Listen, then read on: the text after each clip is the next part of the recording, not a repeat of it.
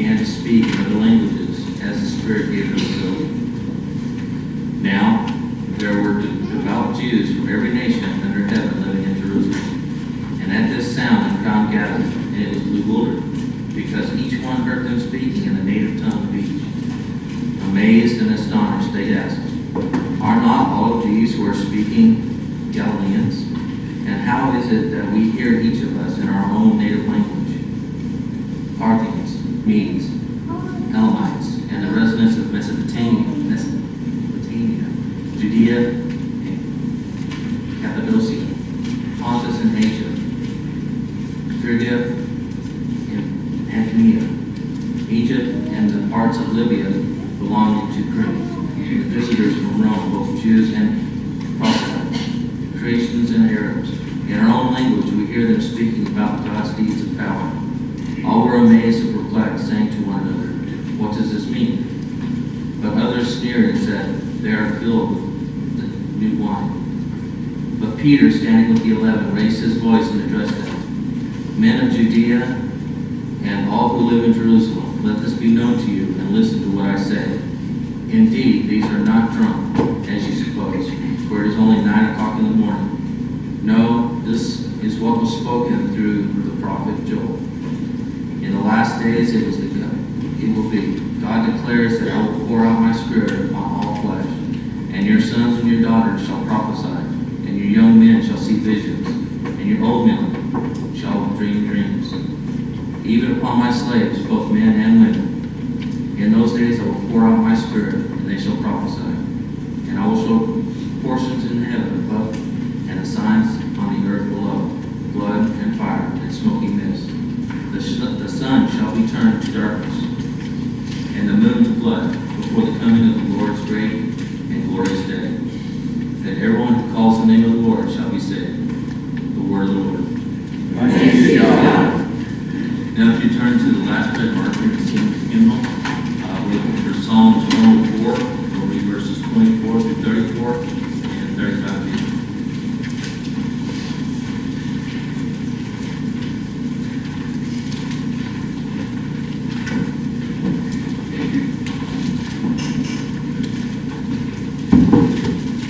How manifold are your works, O Lord!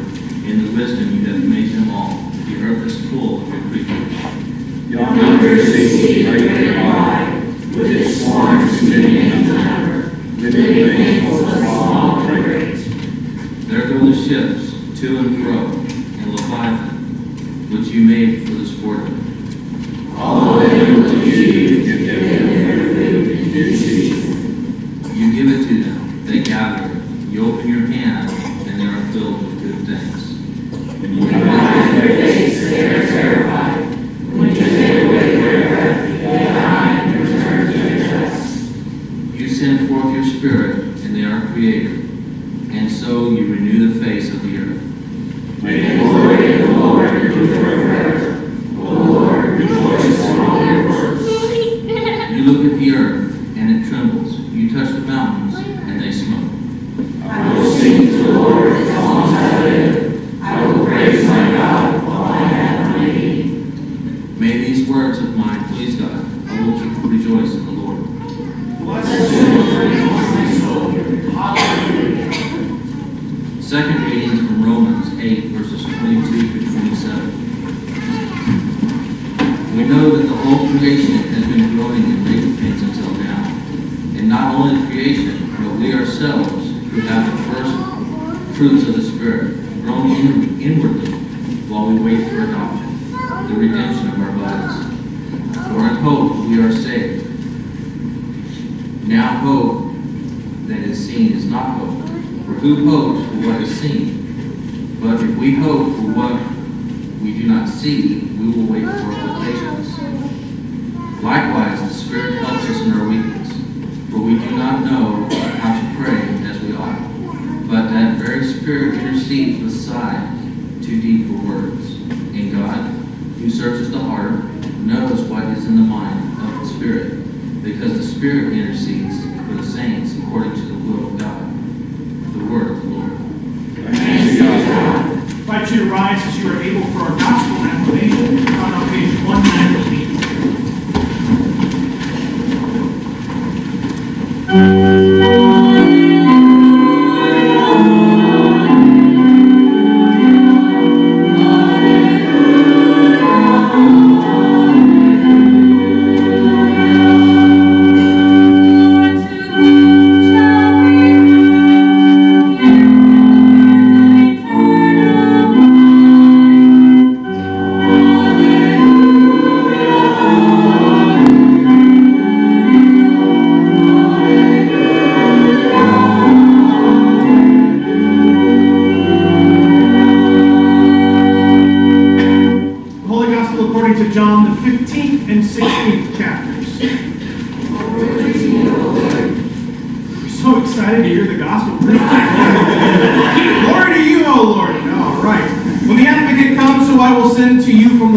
The Spirit of truth who comes from the Father, he will testify on my behalf. You also are to testify because you have been with me from the beginning. I did not say these things to you from the beginning because I was with you. But now I am going to him who sent me. Yet none of you asks me, where are you going? But because I have said these things to you, sorrow has filled your hearts. Nevertheless, I will tell you the truth. It is to your advantage that I go away. For if I do not go away, the advocate will not come to you. But if I go, I will send him to you. And when he comes, he will prove the world wrong about sin and righteousness and judgment. About sin, because they do not believe in me. About righteousness, because I am going to the Father, and you will see me no longer. And judgment, because the ruler of this world has been condemned. I still have many things to say to you, but you cannot bear them now. When the Spirit of truth comes, he will guide you into all the truth. For he will not speak on his own, but will speak whatever he hears. And he will declare to you the things that are to come. He will glorify me, because he will take what is mine and declare it to you. All the Father has is mine. For this reason I said that he will take what is mine and declare it to you. The gospel of the Lord. Praise to you, Lord Christ. Very nice. Please have a seat.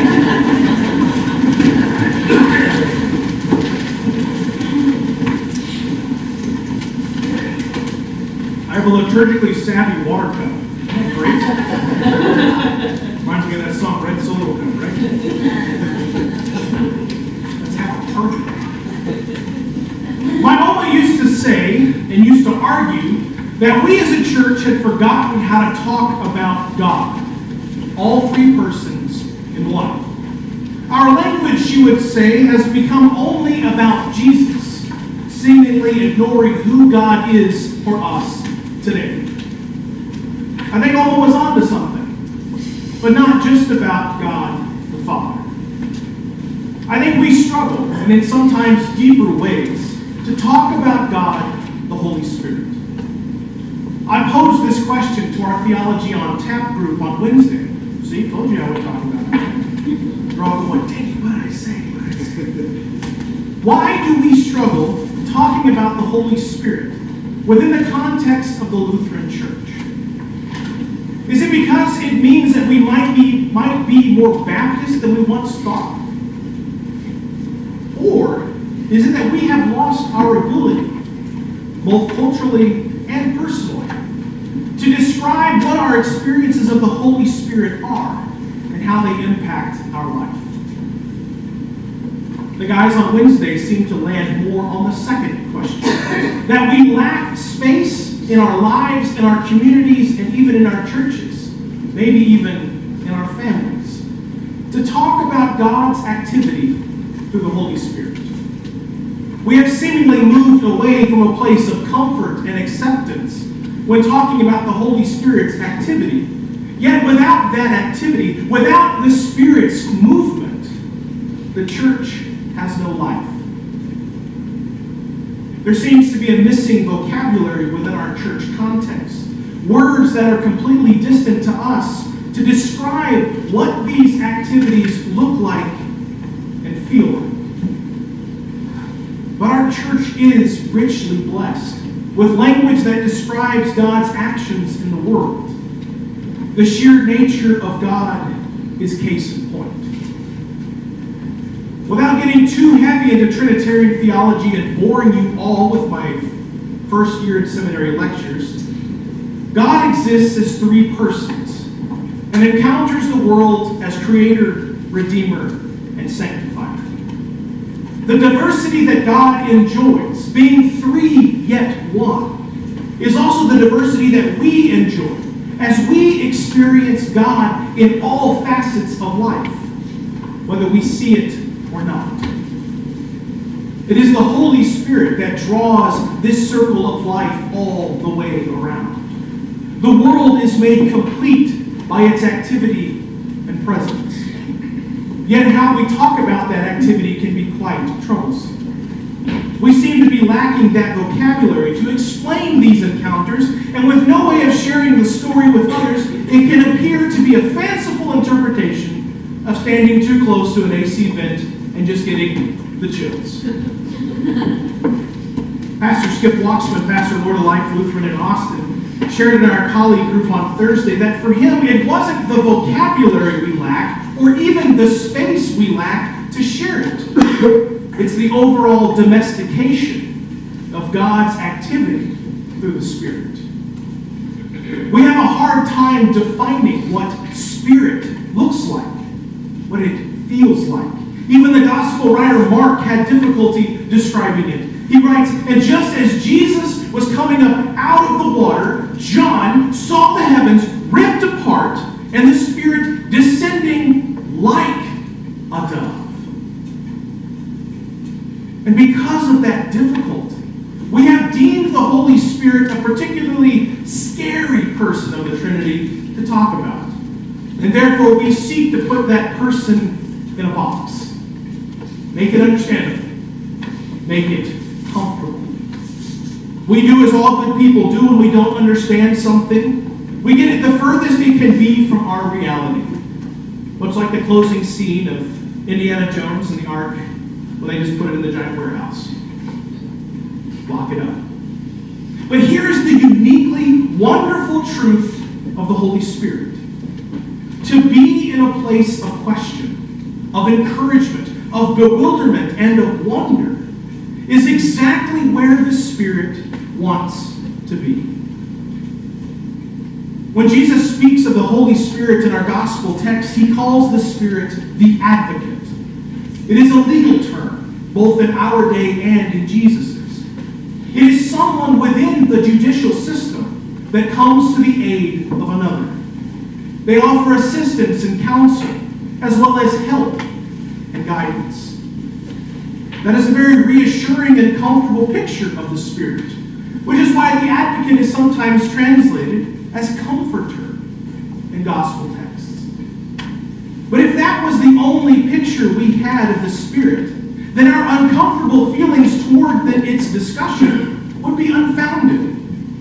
That particular word, comforter, paints a picture of the Spirit as my friend, my skip down the sidewalk partner, my friend who sends me awkward Snapchat photos.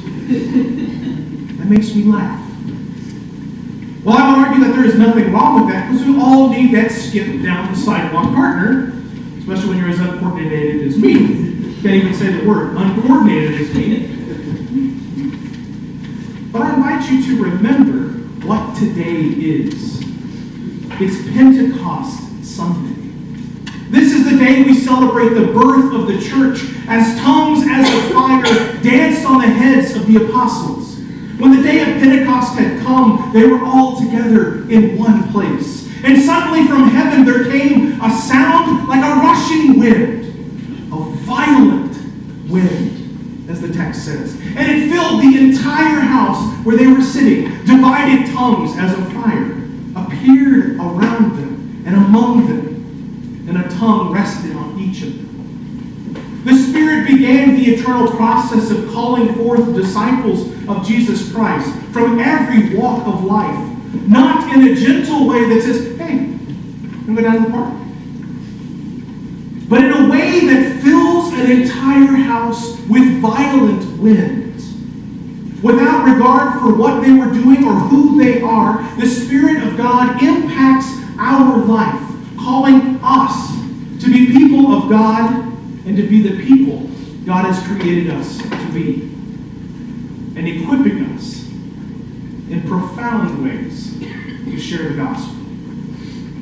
Now, some of us are more equipped than others on this journey of Christian discipleship. But I'm always reminded of that adage. God never calls the equipped. God equips the called. Today we celebrate the special equipping of two young ladies as they embark on a renewed life in Jesus Christ. Whether they feel it or not, whether they know it or not, they won't even make eye contact with me at this point in time. The Holy Spirit is equipping Claire and Madeline to be disciples. As they live their lives and as they continue to live that which God has called them to do, their faith deepens and their experiences broaden, so much so that they will begin to see all that the Spirit has done and continues to do through them. By the blessing of the Holy Spirit, we too are equipped in some form or fashion to actively live out each and every day this radical gospel. On this Pentecost Sunday, this Confirmation Sunday, this birthday of the church Sunday, I pray that the Holy Spirit become not just a quaint skipping down the sidewalk friend in life, but a provoker of new beginnings. Just as the disciples were provoked by an inbreaking of the Spirit into their lives and hearts, calling forth gifts and talents for which to use for the sake of the gospel, so too is the Spirit at work in each of us. Whether it is through a song that tugs at our heart, an action of a friend that makes you feel warm inside, or standing among the faithful in prayer and having the hair stand up on the back of your neck. The Spirit can and will use any means to make us pay attention. The attention to be paid is to the areas and people of our communities, families, and even the world that are removed from the message of love, grace, and forgiveness that is Jesus Christ. The Spirit provokes, guides, and in sometimes in uncomfortable ways pushes us to declare the God-given truth through which the world has been saved. This Pentecost Sunday, I encourage you to be made uncomfortable by the movement of God's Spirit and to share that uncomfortableness. Yeah, that's a totally made-up word. Uncomfortableness with those around you, because it is only when we share these stories that the Spirit is no longer something to question or to wonder about. No longer is the vocabulary something unfamiliar, nor the space unavailable. But rather, the Spirit's movements become so important to our everyday life and journey that when we miss it, when we become so busy that we mistake a good moment in life for good luck, that we feel something deep down inside missing. So to the congregation of Christ in this place, including our two newly equipped confirmands, be alert to the activity of God, and may the Spirit continue to be at work in your life in new and wondrous ways this Pentecost and Confirmation Sunday and forevermore.